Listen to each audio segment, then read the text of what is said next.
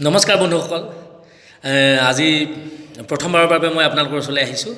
এতিয়া মই আপোনালোকক বহুত দৰকাৰী কথা কেইটামান ক'ব বিচাৰিছোঁ এতিয়া হ'ল বৰষুণৰ বতৰ নহয় জানো গতিকে আমি যেতিয়া ঘৰৰ পৰা ওলাম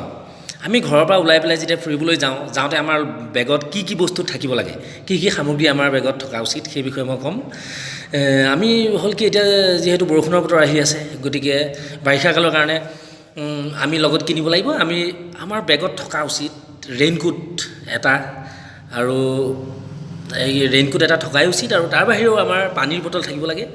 আমাৰ লগত পানীৰ বটল এটা ৰেইনকোট এটা এই দৰকাৰী সামগ্ৰীসমূহ থকা উচিত আমাৰ লগত আৰু এটা বেগ আমাৰ পিঠিত থাকিবই লাগে